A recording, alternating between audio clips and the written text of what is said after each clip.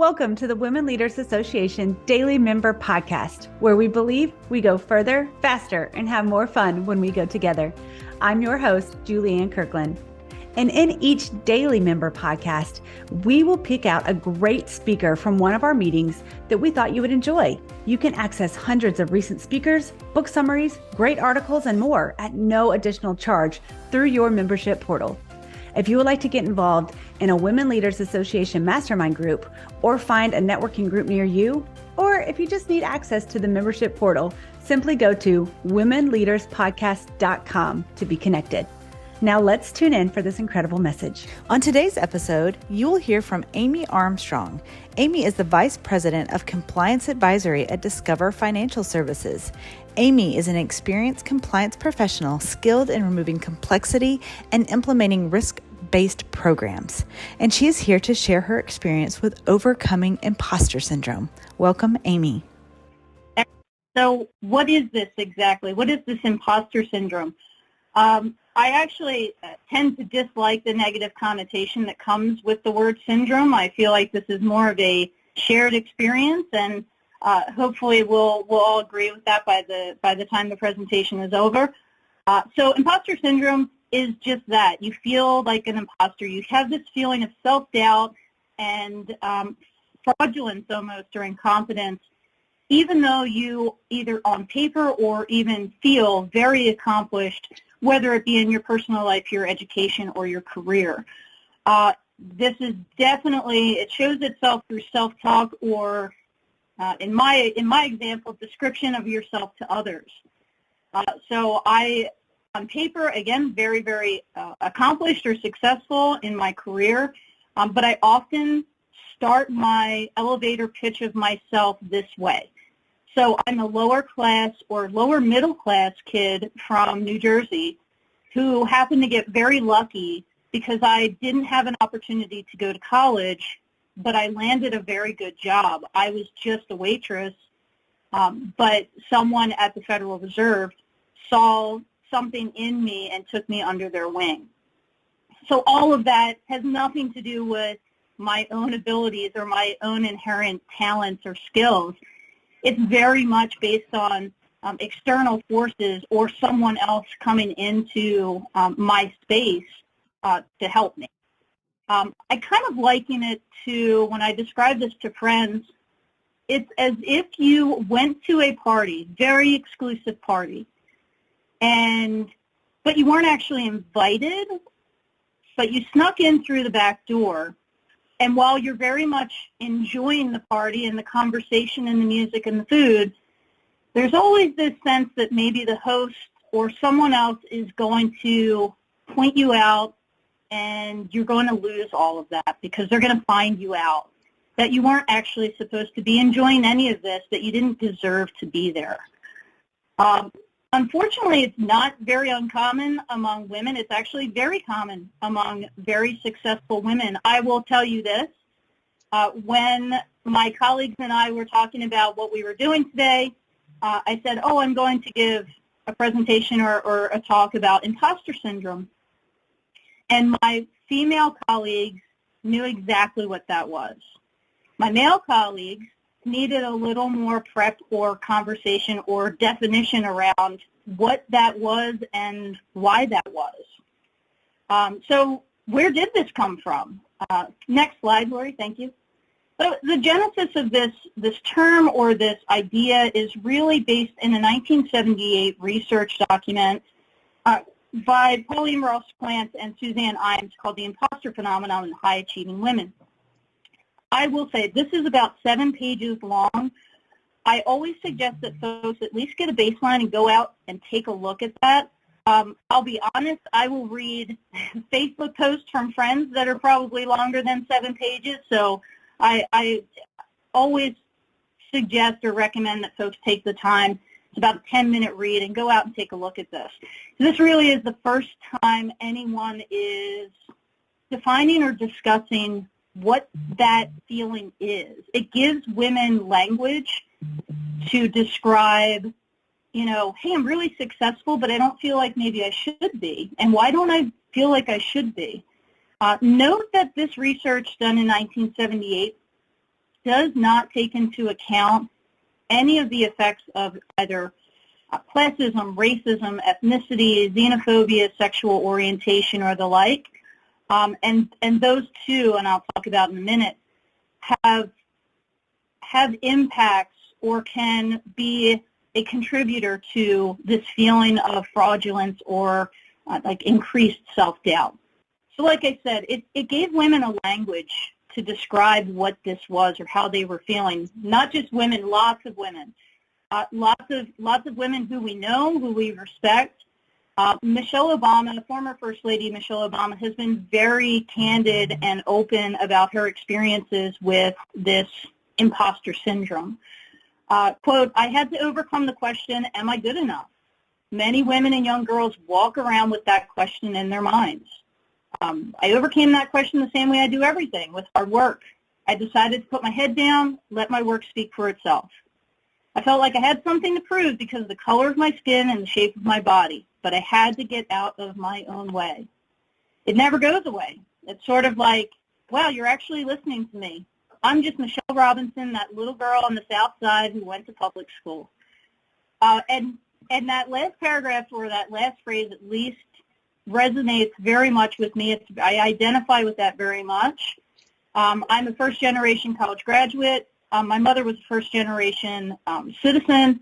So it's very powerful what you bring with you from your past and what you take with you into your future, and how that kind of shades what you say to others or how you feel about your own accomplishments. Like I said, lots of company and good company.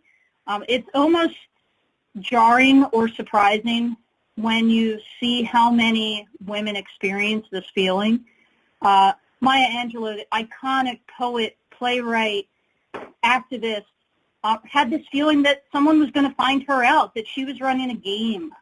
And this was after writing 11 very instrumental works. It's unbelievable in some ways. Meryl Streep, why would anyone want to come and see me in a movie? The greatest, one of the greatest actresses of all time.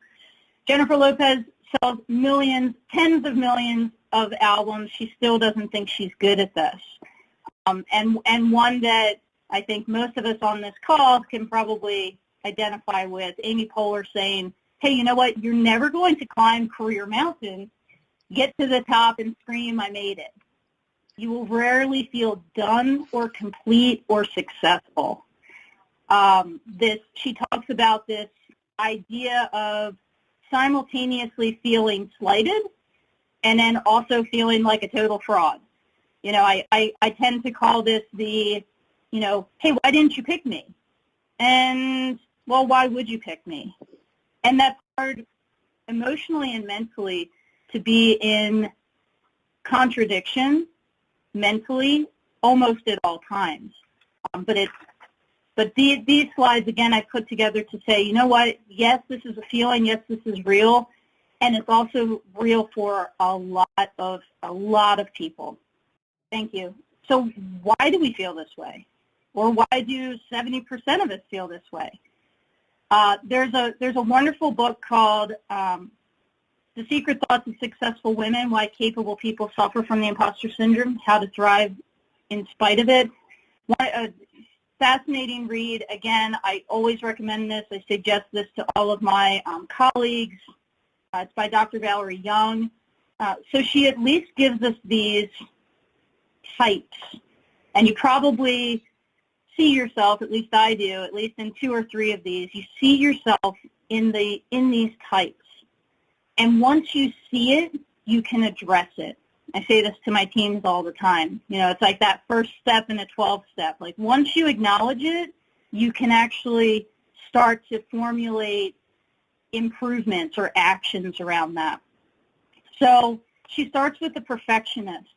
I did this 2 weeks ago, 3 weeks ago. How many of you have sent an email, but you had a typo or a grammatical issue, or you used a contraction and you swore that you should have spelled that out, and you're desperately looking for file, recall, resend? That's part of the perfectionist coming out of you. You primarily focus on how you do things. You're not reaching out necessarily to others, and you're spending a lot of time and energy in getting it not just right, but your idea of right. The natural genius. Maybe you pick up things very easily. You were an amazing student. You were a prodigy type child. So you believe that everything should just come naturally to you. Hey, I'm in banking, but why don't I understand quantum physics? I should just easily understand that. It's an unrealistic expectation on yourself that can start to show itself in things like stress or anxiety. The soloist. Why not do it all by yourself? Because you feel like you should do it all by yourself. If you can't achieve it by yourself, you consider yourself unworthy or a failure. Not that you won't work in teams, but you feel like you should be the driving force, or you should be able to accomplish this regardless of a team. I am definitely guilty of being the expert in Dr. Young's analysis or assessment. Before you consider your work success, you have to know everything about it. You want to know everything about it, and you focus so much time and attention on knowing everything that it actually starts to detract from your main goal. So you find yourself in those 100-hour work weeks focusing additional time on the main goal because you spent so much time leading up to, quote unquote, trying to know everything. Superhero. My sister is a superhero. She needs to be, or expects to be, or thinks everyone wants her to be the best mom, the best friend, the best sister, the best daughter, the best parent, and anything self-inflicted failure is a disaster. You know, it speaks to your inadequacy, or it highlights that incorrectly, but it highlights that. Again, all of these things have one thing in common. It's vulnerability. It's kind of a buzzword bingo word to use. Everyone's talking about vulnerability and leaning in, and Brene Brown talks a lot about vulnerability. But really, a lot of these have that as their source, right? If I don't feel comfortable enough in myself, or if I'm afraid to fail, then I probably will exhibit some of these things, and I'll create this imposter syndrome or anxiety within myself. So why am I doubting myself? Again, so you can recognize it in those types, but there's also this, again, not discussed in the 78 research, but there is this role of bias. There is a Harvard Business Review article that I absolutely adore. It's called "Stop Telling Women They Have Imposter Syndrome." So it kind of detracts maybe from my talking points, but it's very telling in its concept that, you know, there is a big difference between doubting your own abilities, which in some ways can be natural, or being made to feel as if because of your gender or your race or your identity that you're somehow unworthy of the position or accomplishments you have. We're very aware that women and minorities have been systematically, essentially told to stay at the bottom, or that we just were inherently not good enough for certain things. So it's understandable that we may feel less than sometimes, but also important not to confuse that with the reality of your accomplishments. The bias and institutional racism can also play a significant part in these imposter feelings. So I call it a stacking. So if I already feel doubtful of my own accomplishments, experiences, education, and I compile that with potentially the outside world's bias on my gender, or bias on my ethnicity, or bias on my sexual orientation, then it feeds those imposter feelings. One of the most important things, I have it written down on a 3x5 card. I have many things written down on a 3x5 card in my office. The way people treat you is not a reflection of your abilities. And I take that with me. I share it with my family. I share it with kids. It's so very true. Hard to listen to sometimes. You have that that bad best friend in your mind who may be constantly telling you that it is a reflection of your abilities, but it really isn't. The language from others is not your internal language. Don't make it your internal language. So what are some real tactical ways to kind of either quiet down that negative best friend in your mind, or just take an ownership or a hold over these kind of imposter or fraudulent feelings? The first one has probably been the most important and the most meaningful to me. It has impacted the way that I internally speak to myself, think about things, interact with others, and absolutely describe myself. Change the language. You're not lucky. You're capable, you're hardworking, you're intelligent. You're all those things inherently that come with you as a person. You're not lucky. It diminishes and disregards things that you know you've done to get to where you are, whether that's personally or professionally. Write down your successes and recognition. That sounds trite, but it's really the opposite of that has helped me and others. Write down when you avoid it.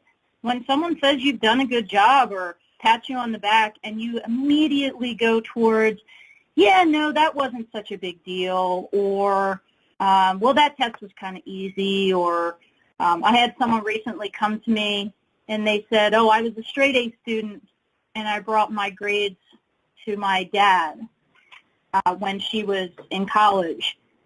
And he said, well, that's great, but I think that college is probably pretty easy compared to other colleges.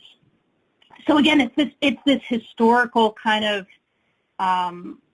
feedback loop that we kind of live in. But yeah, understand where that's coming from. Understand, how to reverse some of that. Understand the rules. HP here at Hewlett-Packard, I'm already in my perfectionist mind upset with myself because I didn't spell that out first and then put HP in parentheses. But it was a Hewlett-Packard study done several years ago that found that men apply for positions, and I think most of us on this call probably knew this before they did a study, but men apply for positions when they meet 60% or less of the requirements within a job posting. Women will only apply, in most cases, there are exceptions, but women will mostly apply when they meet or they think they meet 100%. So what that study really showcased was that it wasn't that women were necessarily lacking confidence. They needed to better understand the hiring process, that if you had 60% of the requirements, there were also other things, whether they be personality or other experiences or extracurricular, that you could highlight in an interview process. There may have been a network of people that you knew that made up for that other 40%. And it's a very interesting study because it was determined that, men kind of understood there was this other 40%, but they made it up in other ways, whether that was communication again or network, but women tend to discount more often that they also have those other qualities or attributes, but if they don't meet, we're rule followers by nature, right? It makes me a good compliance person, I say all the time, because I've been systematically by my gender taught to follow rules. So that's a big part of it, understanding the rules. The company you keep. I'm not going to belabor this because we understand this. Hey, surround yourself with supporters, not detractors. I have worked in plenty of high stress environments that also bred some very negative or toxic people in toxic cultures. And what happens when you surround yourself with that is that you also become your own worst supporter or your own best detractor. So avoid comparisons. Very, very difficult to do. I understand that. Everything is a highlight reel. I see it constantly with friends and family, whether it's Facebook or it's Instagram or it's even LinkedIn. You're not seeing the hard work or the struggle or the failures, which are very, very important and lead up to a lot of those successes in those type of outlets. So as hard as that might be, try to avoid that, or at least understand that the highlight that you see is probably related to a whole lot of lowlights that added up to get that person to a highlight. No different than all of us. Understand fears, especially old ones. I talked about my friend with the straight A's. Your ego, it's been proven, will react to rejection or criticism in a very similar way chemically as it does to death, which is fascinating, actually.